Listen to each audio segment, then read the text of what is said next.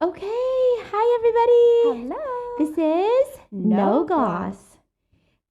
Okay, so we were just talking, and I feel like our last episode, I just feel like I didn't hit it out of the park. But in true fashion, we're not taking it down because no gloss. Exactly. We just need to ride the wave, you know? Yeah. So we're gave gonna it have misses. We're gonna have misses. So I hope it talked to somebody. I mean, I hope it ministered to somebody. But anyways, Let us know in chat. Yeah, so hi Binker. Hi. Oh my goodness, good to see you. So we had a couple of funny things happen this week with Mom specifically, and then one with me. Oh my goodness. So which one do you want to start with? Start with you.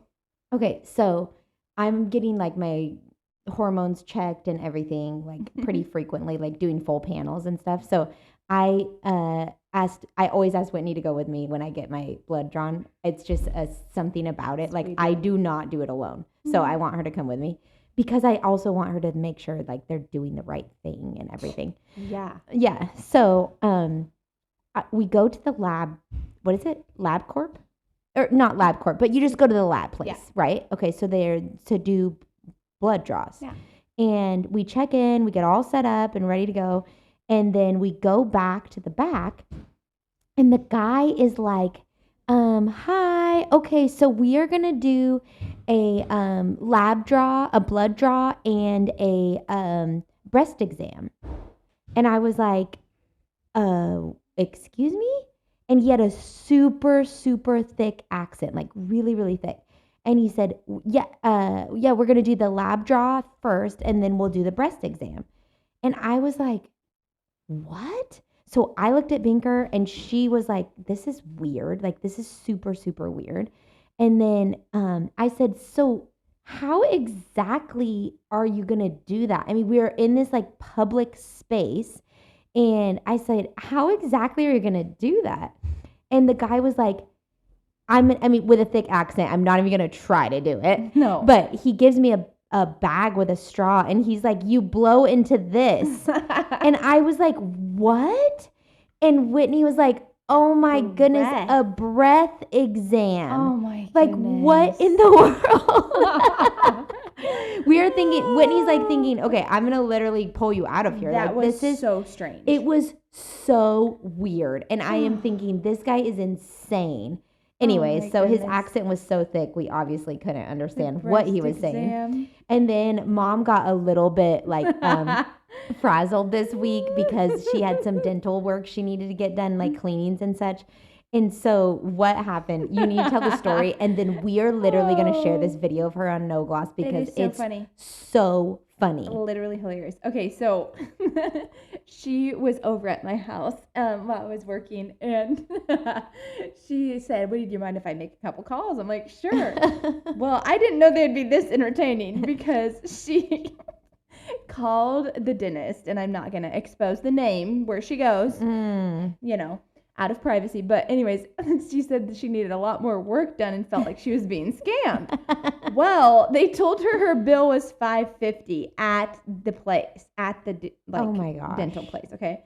Well, she got the quote, and it was $565.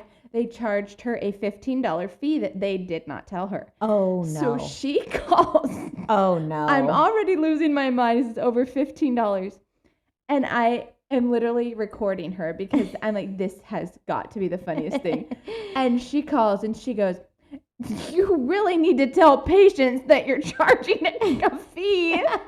I go, Mom, it's normal. It's credit card, credit card fees. Right, yeah. Or taxes. Like, it could be anything. Right. $15. So she's like, waiting on hold on this long 1-800 number. Yes. Yeah. Yes. So she goes, well, I don't feel comfortable paying this. She said, I'm going to call my credit card company.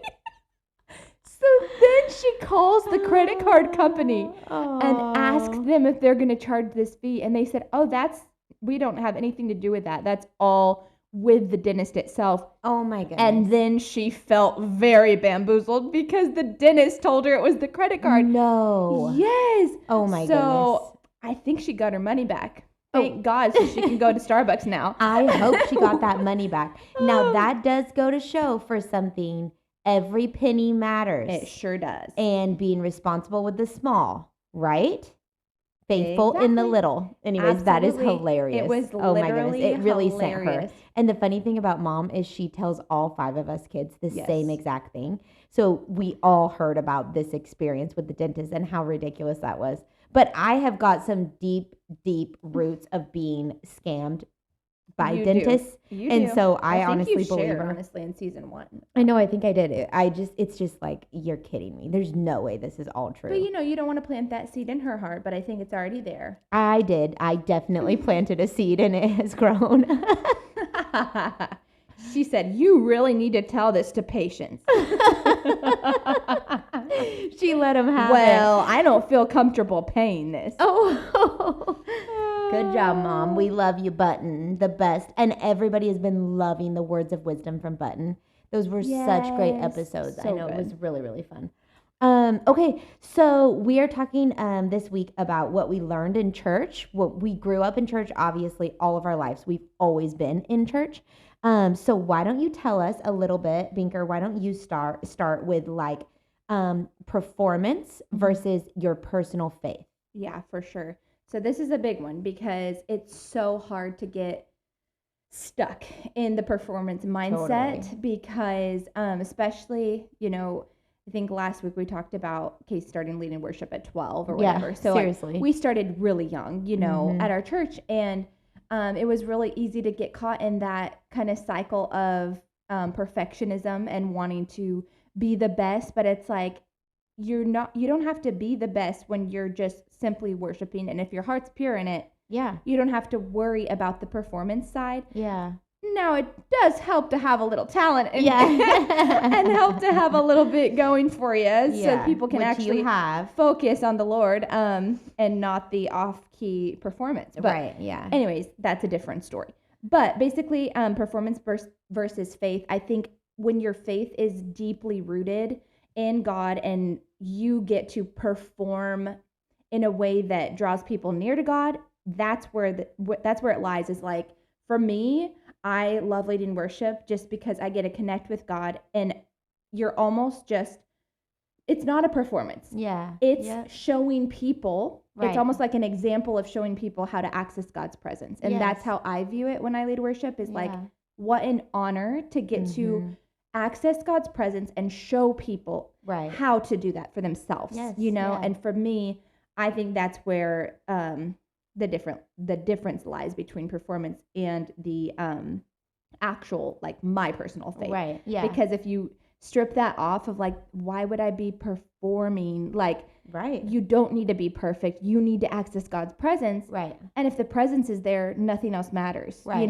Yeah. And I think that's what actually makes a good worship leader, is someone who can strip off that performance mentality. Yeah. Because it is so evident in our culture today. Yeah. It's really, just, you really gotta be perfect. You've gotta do the best. You've gotta be, and it's like, yeah, the talent's there. Yeah, that, makes it easier on the ears. But it's like, if we were all worshiping with our hearts right, that wouldn't even really matter. Right. Yeah. And you've been leading worship for decades now. Yes.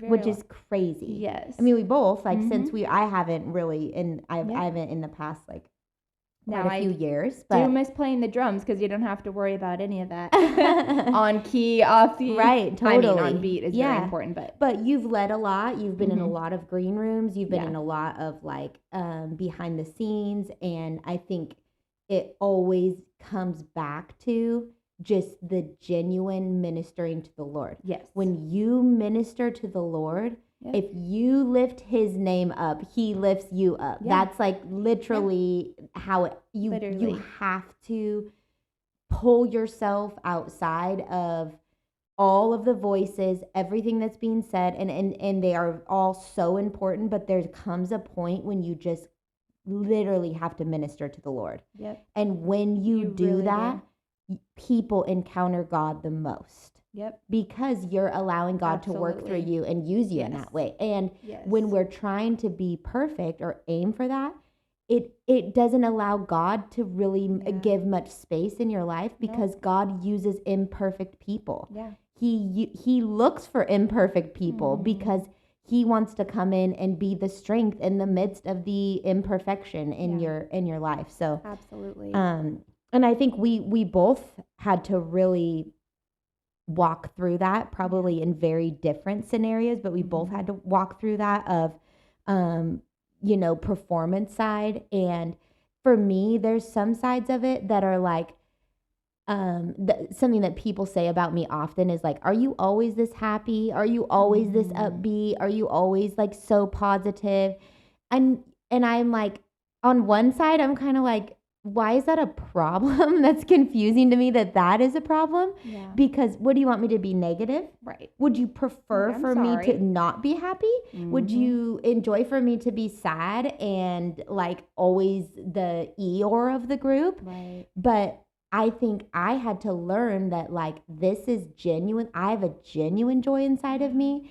I genuinely love church. Yeah. I genuinely, and we have had to make that faith our own. We've had to learn to do that, like it to become a part of who we are and a part of our families and our marriages and kids, all of the things. But I genuinely love church.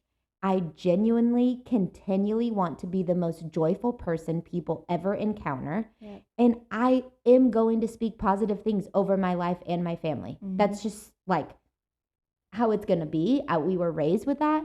And also, I want positive things coming out of my mouth. Yeah. I'm just like not going to live in the negative camp. So in the performance vein, I think sometimes people can think that's performing, like that's fake or genuine or not genuine, right? Of being just so like, how's everybody doing? Oh my gosh, it's so good to see you. No, to me, it really is so good to see you. And making that really real. So I had to look at what is everything that I'm saying, how I'm presenting, and then I need to check that in my heart. Is that real and is that genuine? When that gets the green check box, I'm doing that. Like that's just who I am. And if some people don't like that, that's okay.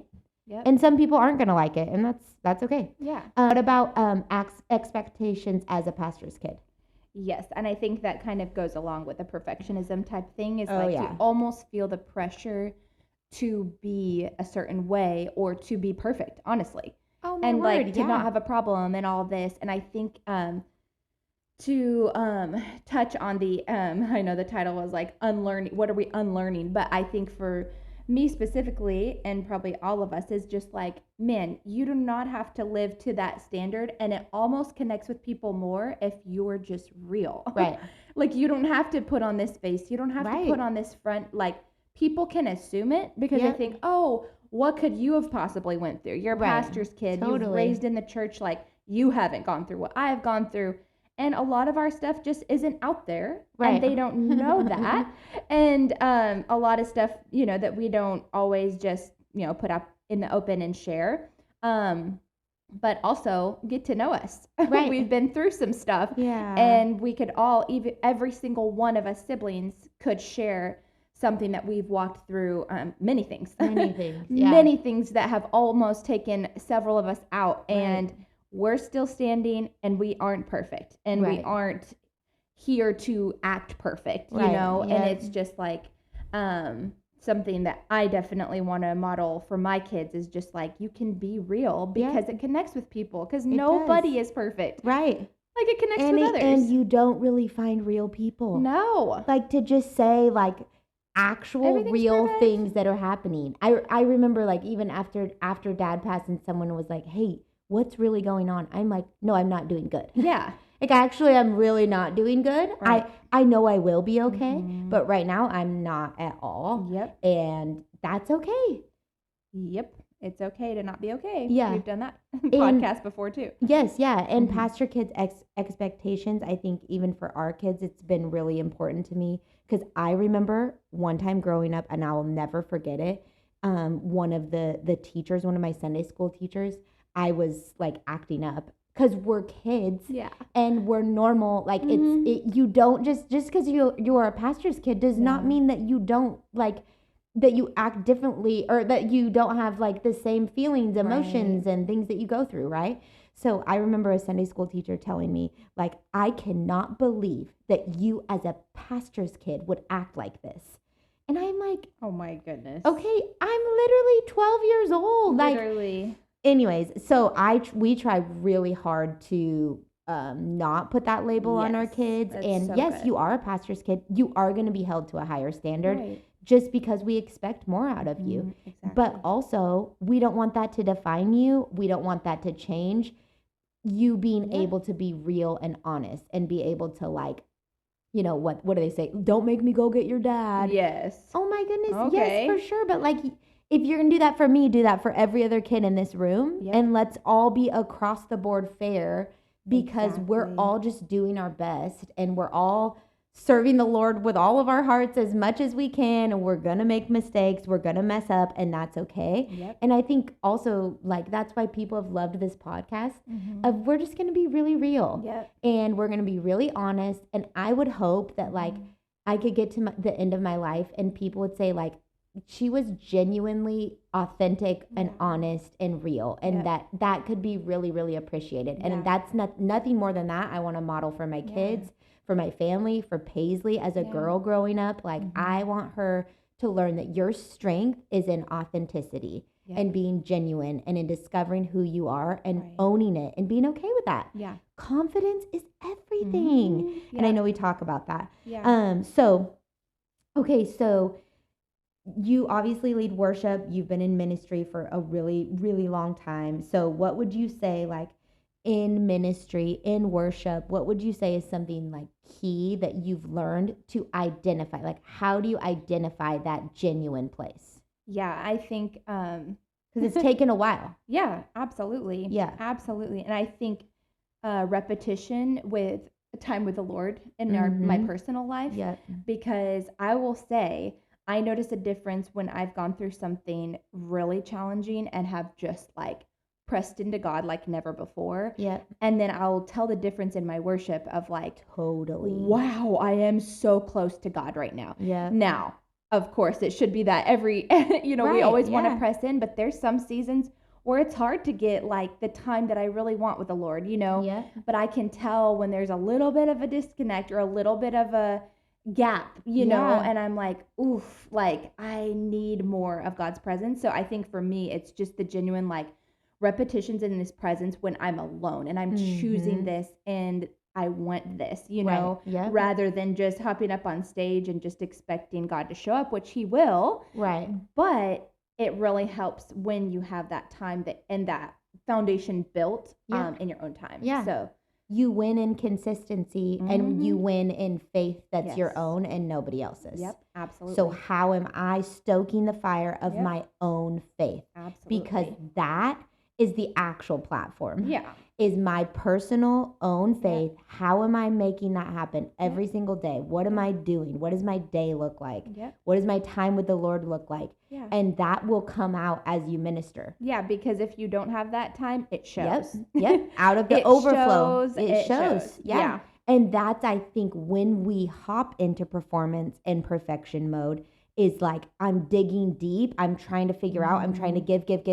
I'm trying to minister. And you're on your own strength. Yeah, but there's nothing in there. Well, because you can't do it. Yes, exactly. I mean, the Bible lines up with that. Like, you can't do it in your own strength. So learning to be weak. Yeah, learning to be weak and allowing God to be strong, I think, is probably a key lesson. That's faith. Yes. If I could do it on my own, it would not be faith. Right.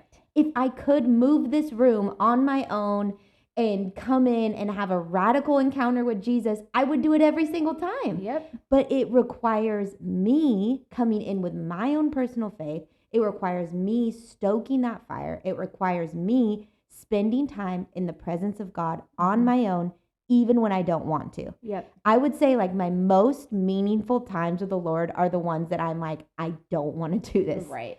I don't want to get up. I don't want to go on my walk. I don't want to go outside. I'm going to be cold or whatever it might be. Those are the times that have been so meaningful and so real and so honest to me. And that, I think for both of us, that's just been a part of our life, is my personal fire is the most important thing to me. that is it's Absolutely. everything. And It's then everything. when, like what you were talking about, when you minister to the Lord even out of pain, that's when he's the closest anyways. Absolutely. So let him in. Yep. Like, and that's when people feel God's presence the most too. yes. Like I've had so many people be like, wow, you are on fire today. Yeah, it's because I'm literally touching the garment of Yes. Jesus. Like, Yeah. because that's what they can sense is like, oh wow, God's presence Right. was here. And it's because I've been with him. Exactly. Like I've met with him, you know? Yeah. Like that is just so crucial. We've learned that, I mean, all of our lives. Yeah, That for is sure. just in us. I had someone ask me this week, like, how in the world do you just like keep doing it? And I'm like, spending time with God, I have to do it. I have to do it from my, Even over decades, I still have to set my alarm. Yep. I still have to go move my body. I have to get up. Yeah. I have to turn on my worship music. It's a need, a necessity. Yes, and the enemy would love nothing more for you to not do that. Yep. He would love nothing more for you to not spend time with the Lord or to slowly drift away from doing that. Yeah. And you will feel it. If you are in any platform at all, you will feel it. Like my preparation did not come through for me today. Yep. Because I did not stoke the fire like I should. Yep. I would say it's the secret sauce. Yeah. It is the secret sauce to ministry. It's the secret sauce to helping people. It is the secret sauce to worship. It is the secret sauce to on stage doing announcements. I mean, across the board. If you are not spending consistent time in the presence of God and building your own faith and having faith of your own, I would probably just take a second look at my routine and my habits and make sure that I'm adjusting those accordingly. Yeah, absolutely. I taught the ELC second years this week, and we talked about if someone followed your life and they did exactly what you did every single day, where would they end? Wow. If they followed your habits, what would their life look like? Yeah. What would it be? Right. Would they end up being successful? Would they end up being closer to Jesus? So I think that's something we've learned all of our lives, just in our faith journey, making it our own and genuine. But also, man, I want people that if they followed me, I want to know like they would be so close to Jesus. Yeah, absolutely. Yeah. So we want to encourage everybody that authentic faith is the best faith. Have faith of your own. Carry it. Walk in it. And remember that stoking your own fire is the most important thing you can do. And when we break down stoking our own fire, that means your heart for Jesus. Yeah. How are you feeling that every single week? It looks different for everybody. Yeah. It looks different for every season. It looks different for every family. Yes. But it is so important that we spend that time because it will come out in every single area of our lives. Yes. And give yourself grace too. Yes, totally. Like you don't have to be perfect, or you don't have to have a perfect setup. Don't let that be an excuse of like, oh, I didn't get to, play my worship music for 30 minutes or, Right. It's not this like 30. cookie cutter. No, just make it your own, like Casey said. So yeah. And it's changed for me over all the seasons of my life. Yep. My prayer time when the kids were little, I'm in the living room, like changing diapers and like, God, I need you. I want to be close to you. I turn on worship music. Yep. Another thing I do, which I might share on here right now, what I do is I go on YouTube and just have the Psalms play in my ears and I just repeat it back. Like, Lord, you're my strong tower. Yeah. Today I put my hope in you. I rest in you. I walk in strength. I walk in favor. I mean, that is so powerful. So I've talked to so many people this week going through really hard times, and I've told every single one of them, get on YouTube, search this up, and just listen to the Psalms and repeat it over and over and over again and let it get in your heart. That's stoking your fire. It doesn't have to be cookie cutter. It doesn't have to be, I have to do this, and this, robot. This is not robot faith. It has to be your own faith. Yep. And work to make it your own. Yeah. Yeah. So anything else on that? No. No? Great. Okay, great. Well, you know what, guys? For now, we are going to sign off, and we are... No gloss. No gloss. Okay. That was good. Did you feel good with it? Yeah, that was good. I mean, no gloss, right? Not perfect. Nobody's perfect.